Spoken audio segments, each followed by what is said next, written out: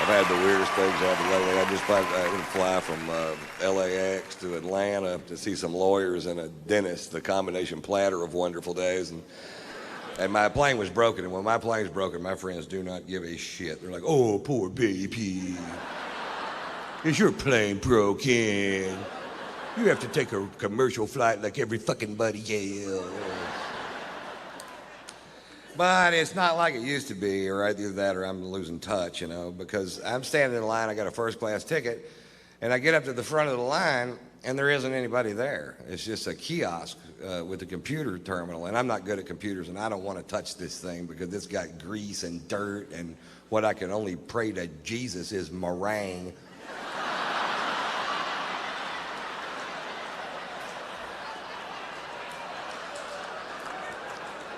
But it works pretty good, I swipe my card through there, and up pops a diagram of the aircraft, and it shows all the seats on the plane, and it shows which ones are occupied so you can choose your own seat, and that is almost a great idea.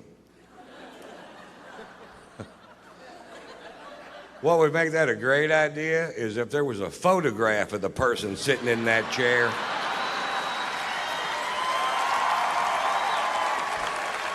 And about a 5-minute bio clip telling you a little bit about them and what their breath smells like. Right? Because I picked my seat and I'm in first class, so as soon as I walk into the cabin, I can see my chair, and sitting right next to me is a big fat fuck. Now I know I'm heavy, but I'm not a big fat fuck. This guy was a big fat fuck, and part of him is in my chair. And I don't know if it's part of them I can sit on.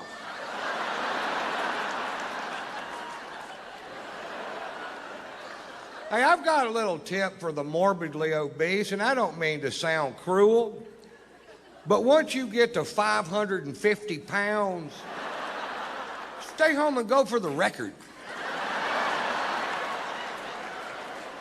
I'll sponsor you. Write tatersalad.com on your gut, and I'll send peaches over there. Peaches? Why wouldn't I send pizzas? I'll send peaches in a salad. But where would be the comedy, Mr. White? Oh, so you're all hung up about that, huh?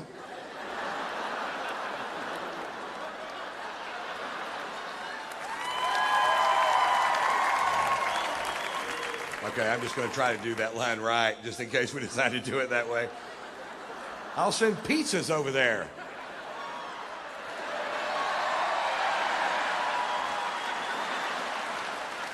Oh, that is funny. He said pizzas. Oh, Mr. White, boy, he's rich tonight. I get to Atlanta, and I check into the Ritz-Carlton Hotel, and the next morning I go to take a shower, and there's no hot water. And I call the front desk, and I tell the girl at the front desk, I said, there's no hot water. And the girl at the front desk said, sometimes there's no hot water.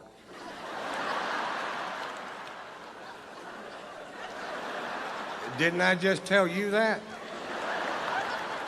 I said, I've stayed in $20 a night motels where water was so hot you could cook your nuts with it. He goes, well, every once in a while, everybody will wake up at the same time, and they all take a shower at the same time, and we just run smack out of hot water. You guys didn't think about that. They thought about it at the Motel 6. But that whole concept of people wake up in the morning with shit to do got right by the Ritz-Carlton Hotel.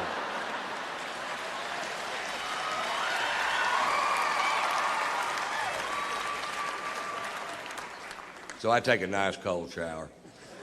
And then I got to go meet with these lawyers. Now, I hate lawyers. I just can't stand them, and I hate them worse than you do, no matter how much. Have you ever seen video of that guy shooting his lawyer, and his lawyer's trying to hide behind that little tree, and he just keeps shooting? That's the funniest fucking thing I've ever seen in my goddamn life.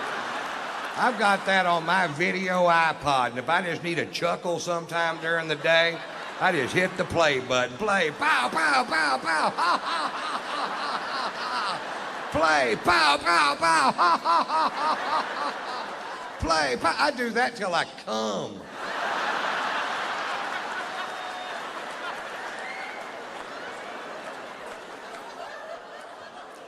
Then I got to go to the dentist. You see how my day's shaping up. Cold shower, lawyers, dentist. The trifecta of fucked up day. And I couldn't eat because of what I had to do there. So now it's 2:30 in the afternoon. Before I finish this story, will admit that I'm in a foul mood. My mouth is starting to hurt, and I haven't eaten all day, and I'm going to go eat lunch at this place called the Clubhouse. It's at Atlantic Square Mall in Buckhead. And I used to eat there all the time. I live in both cities, and I pull up. Now, all this out here used to be just regular parking, but now the whole thing is valet parking, so you can't just park your car and go get some food. You have to wait for this little prick in a little red truck to wake up. But he isn't going to wake up because he's got on headphones and mirrored sunglasses, and he's looking the other direction, watching these two girls walk down Peachtree Boulevard. And I can tell by the whole scenario that they're not going to be out of his line of sight for 20 minutes. There's nothing going to get in the way. So I'm like, fuck, do your job. And I decided, well, I'll just park the car myself. And the only space I saw was right next to his truck. And I'm going to park the car myself. And then once he sees I'm going to park the car myself, he jumps out of his truck and he gets militant. And he jumps in front of my Range Rover, and he puts his hands on the hood, and he goes, "Nobody parks their own car in this parking lot. I park the cars in this parking lot." Well, I rolled down my window and very politely said, "Get out of my fucking way."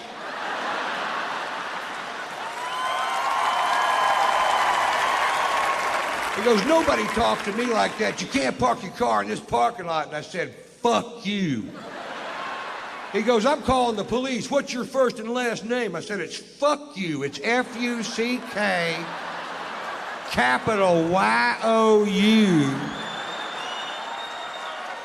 Fuck you. That's my name." He gets on his radio and calls the Dalai Lama of all parking lot attendants, who comes squealing up in his little red truck. Apparently they give them to him. He hops out of the truck like he's gonna do something. He immediately recognizes me, and you see this big, "oh shit," wash over his face. He literally shoves this kid out of the way and starts apologizing. He said, "Mr. White, I am sorry." I said, "Listen, this kid's not doing his job. He's an insolent little piece of shit, and he needs to have his ass reamed." He goes, "Mr. White, he's going to have his ass reamed by me and my boss's boss." And I was like, well, I had no idea the chain of command went that deep in the parking lot.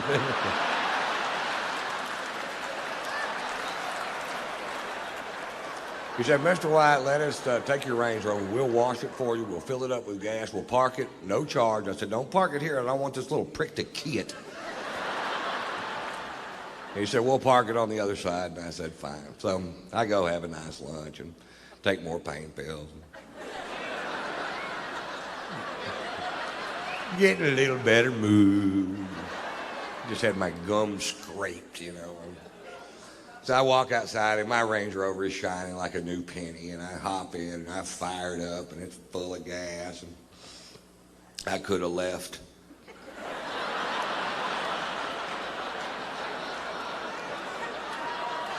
But instead, I drove back over there where that kid was. I rolled down my window, and he rolled down his window, and I went, "How'd that work out for you? Pretty good?"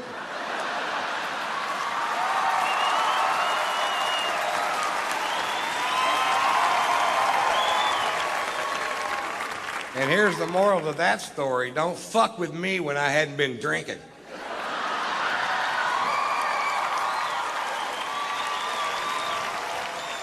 Pulitzer Prize-winning author Norman Mailer died last year at the age of 84 years old.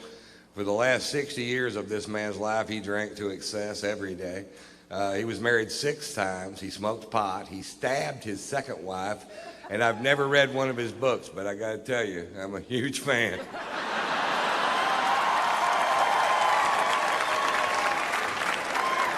We've had a blast since we've been here, man. I tell you, we went out last night. I got so drunk. I woke up this morning and somebody had shit my pants.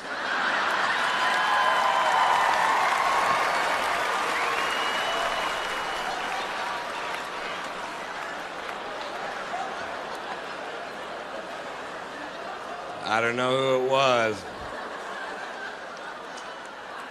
but I know he eats corn.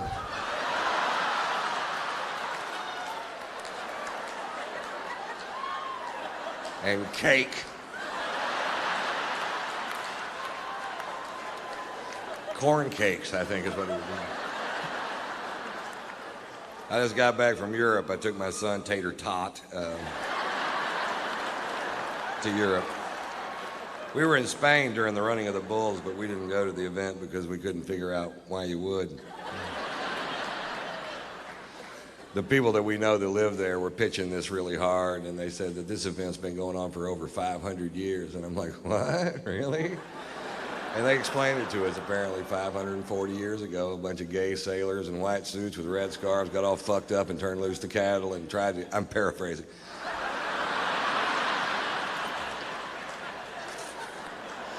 They got all fucked up, tried to get out of the way and couldn't, and it ended up, the town was such a borehole that compared to everything else that was going on there, this seemed like fun, and they kept doing it for 540 years. And like, I still don't want to go.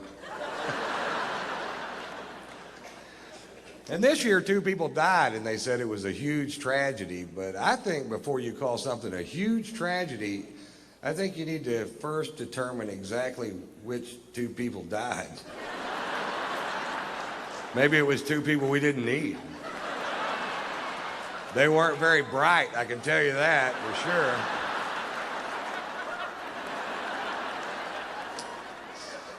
This year, a bunch of Spaniards stood up and said the event should be canceled forever because it's so dangerous. I'm like, it took you 540 fucking years.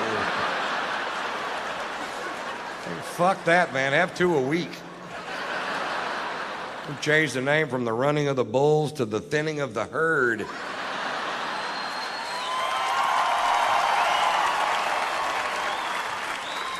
We'll have the final event at Talladega, call it the dodging of the NASCARs. You ready? Go. Vroom, pop. They're quick, aren't they? You might want to turn your wipers on, Dale.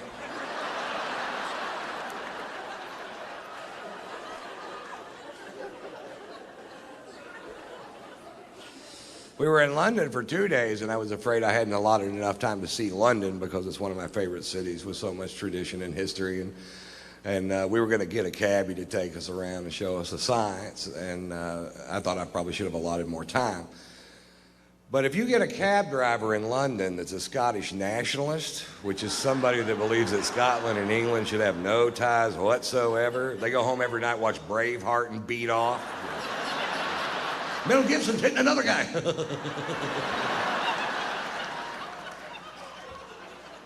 If you get a Scottish nationalist for a cab driver in London, you can see that city in about 10 minutes. I wouldn't go to Buckingham Palace if they paid me. I changed out my guards just for pussies and what it is.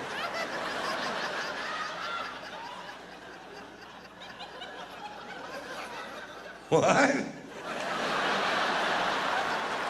Are we going to see Big Ben? I told you to look to the left, you look to the right, I'm getting paid by the mile on the minute.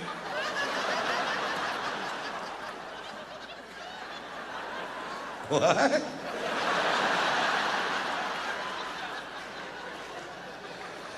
Whatever, dude.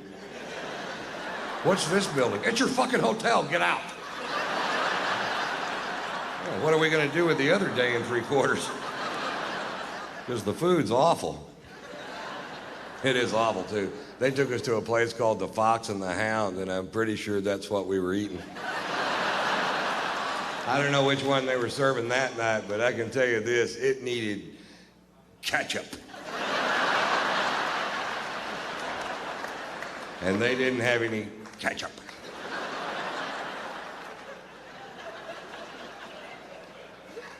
I wanted to take my son to see St. Paul's Cathedral, the 2nd largest cathedral in the world, and it was closed. Thanks, man. You know what I'm going to do? I'm going to start off this evening by asking you a question because I don't know the answer.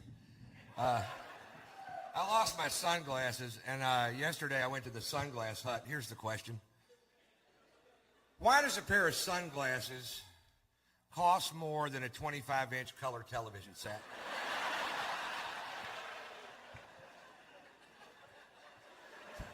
I go to the sunglass hut. I see a pair of glasses I like. I don't love them. I don't. I like them. $309.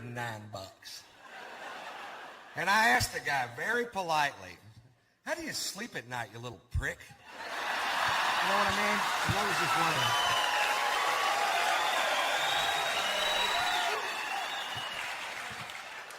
And I told him, and this is true, that 2 weeks ago I bought a 25-inch color television set from Walmart for $218. And he goes, well, apparently, sir, you don't get it. I'm listening.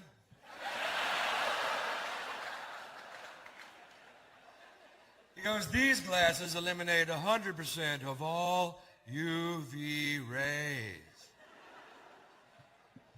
I'm like, no, apparently you don't get it. This thing decodes a digital satellite signal it picks up from outer fucking space.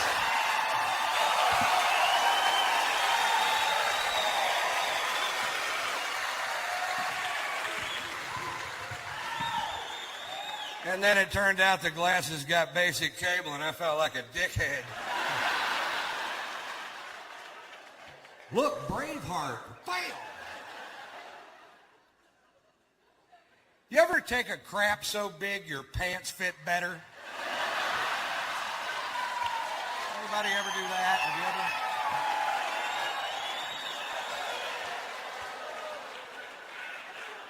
I'm hoping that happens to me later tonight because these babies don't fit anymore. I'm hoping I'm one big turd away from backing into an old wardrobe.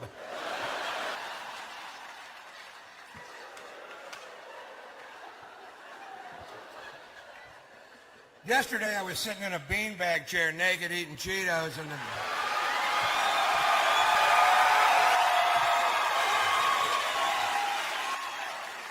I was flipping through the television and I saw Robert Tilton. He's a televangelist from Dallas, and he was staring at me. And he said this. He said, are you lonely? Yeah. He said, if you wasted half your life in bars pursuing sins of the flesh, this guy's good. He said, are you sitting in a beanbag chair naked eating Cheetos? Yes, sir. He said, do you feel the urge to get up and send me $1,000? Close. I thought he was talking about me there for a second. Apparently, I ain't the only cat on the block digs Cheetos.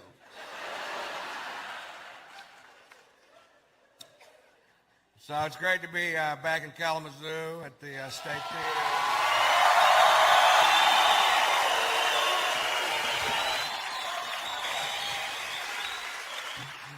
Last time I was here, they took me to the Blues Festival, and I love the blues, but they need to figure out some problems with the festival. I don't like to party anywhere where you can't just give somebody money and they give you back a beer. You know what I mean? I stood in line for an hour. My mouth is dry. I want a beer. I love beer. I know they're selling beer. People are walking away from the front of the line. They've got beer. That's how I figured the whole thing out. I get up there. I give the guy my money. He goes, we don't take money here.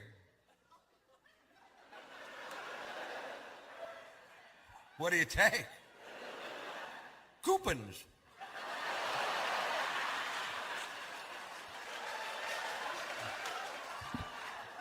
What? Coupons. Where do I get a coupon? You see that line over there? Takes forever. I stood in that line for an hour. I got to show them a driver's license, birth certificate, fill out a form. They mail that away. Send me back some coupons. What are you doing, Ron? I'm waiting on UPS. There's a good chance I'll have a beer by Thursday. I'm partying like a Kennedy right now.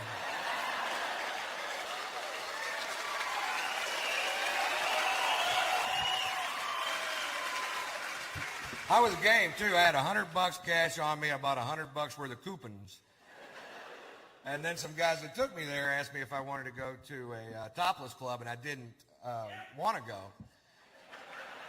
I just ended up going because you guys backed me up on this. You've seen one woman naked. You want to see the rest of them naked.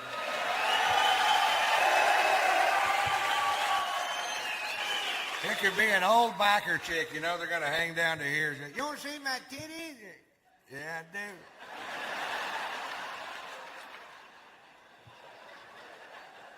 All right, that's enough. Roll them back up, sweetheart.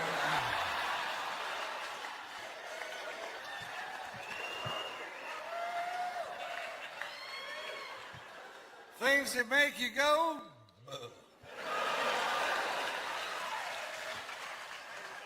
And then closing time came around and the tabs came out and I found out the titty bar don't accept them coupons. The guy at Taco Bell told me to kiss his ass. I'll give you $40 worth of coupons for a burrito with cheese. It's all I've got. It's a coupon.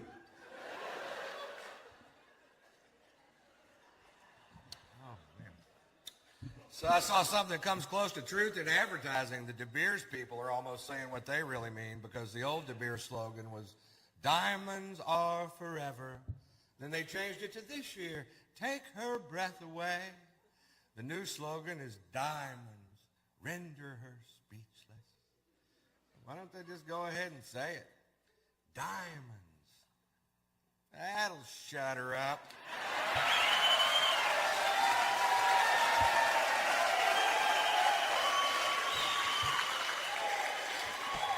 For a minute. So, man, I was just in Miami. I don't know, it was a couple years ago, so I guess just would not be the word, but I was working there with Fox when Hurricane George hit the Keys. I just thought this was kind of funny. They evacuated the Keys, and everybody left except for, I've been through two hurricanes. I was in Hurricane Carla when I was a kid in Houston, and I was real excited during hurricane time, you know, because it's out there in the Gulf and it's dangerous. And I was like, this is cool.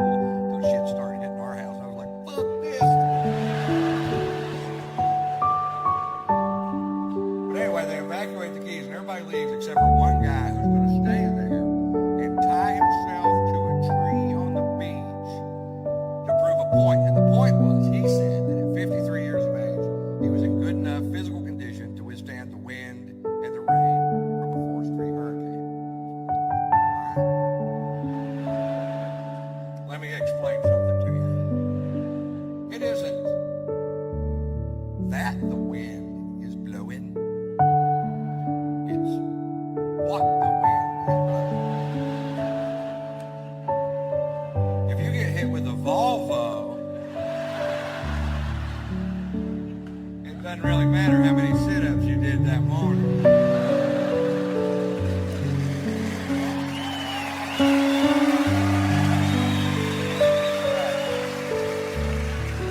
If you have a yield sign in your spleen, jogging don't come into play. I can run 25 miles without stopping. You're bleeding. Shit.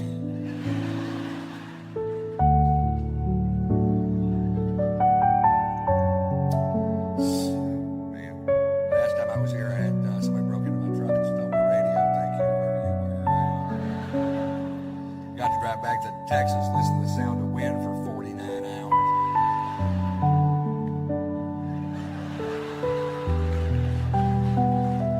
I went to the insurance company. I was filling out these forms, and I got to the part on the form where it says what kind of radio was it. And I told the guy I didn't remember. And he said, Mr. White, if you can remember what kind of radio it was, we'll know how much money to give you.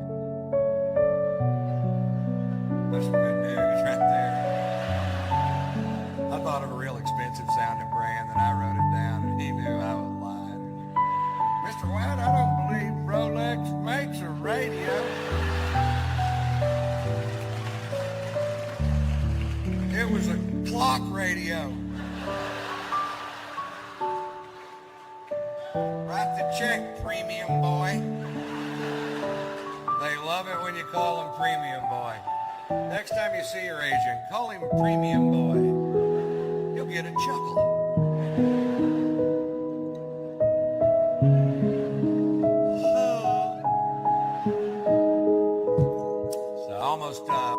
So anyway, I flew here from Flagstaff because my manager doesn't own a globe. I flew here on a plane that big, like a pack of gum with 8 people in it. We took off from the Flagstaff Airport Hair Care and Tire Center there. We're traveling at half the speed of smell. We got passed by a kite. There was a goose behind us and the pilot was going, "Go around." We get halfway to Phoenix, we gotta go back. It's a 9-minute flight. Can't pull it off with this equipment. We had some engine trouble. We lost some oil pressure in one of the engines and they told us about it over the speaker system of the plane, which was stupid because they could have just went, "Hey, we lost some oil pressure."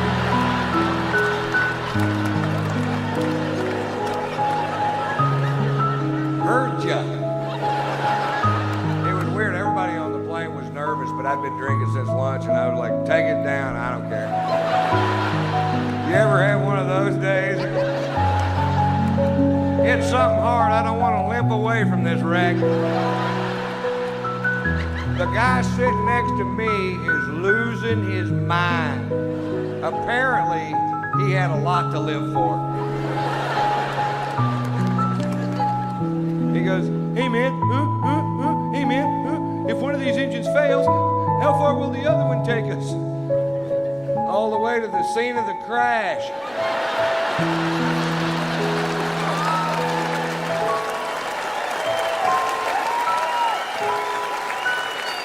Which is pretty handy because that's where we're headed.